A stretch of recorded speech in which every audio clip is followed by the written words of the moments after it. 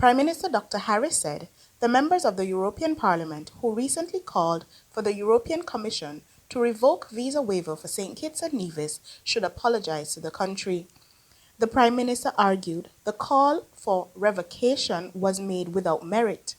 He was addressing a UK Guardian newspaper that suggested Andrei Pavlov, a Russian national sanctioned in Europe for tax fraud, circumvented travel restrictions across the European Union using a St. Kitts and Nevis passport.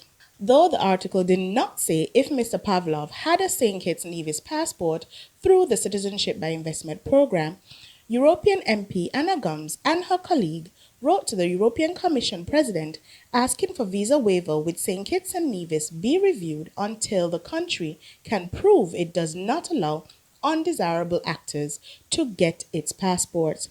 But speaking at his monthly press conference on Wednesday, Prime Minister Harris slammed the European MPs for making calls for visa waiver revocation without proof of their claims. We are very disappointed that two members of the European Parliament would have written a letter to the EU Commission and the President of the European Council to request scrutiny of our program without a scintilla of evidence of any wrongdoing by anyone in our program. They relied largely on the misdeeds of the former Douglas regime and the inaccurate claim that a Russian citizen of interest to law enforcement agencies was an economic citizen of St. Kitts and Nevis way back in 2014.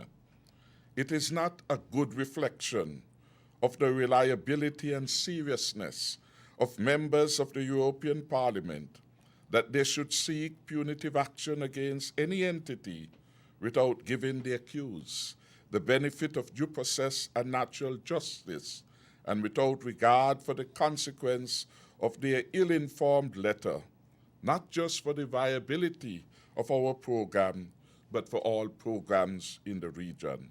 Dr. Harris said, under the leadership of the Team Unity Administration, the CBI program has improved its due diligence and program is above board.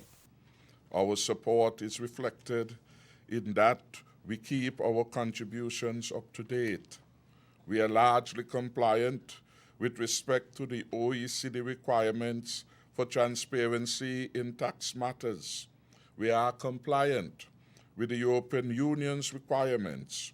We change ever too often, and we are an excellent performer on the World Justice Project Rule of Law Index for 2019. We are among the top 30 best performing countries on the rule of law.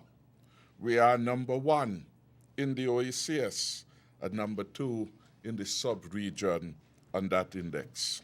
The Guardian newspaper article also claimed that Mr. Pavlov had contacted Mark Brantley in 2014 to solicit service from his law firm Daniel Brantley and Associates in obtaining a St. Kitts and Nevis passport for himself and family under the CBI program. A statement issued last weekend by the Nevis Island administration said that Mr. Pavlov was never a client of the law firm, and there is no evidence he obtained citizenship of St. Kitts and Nevis.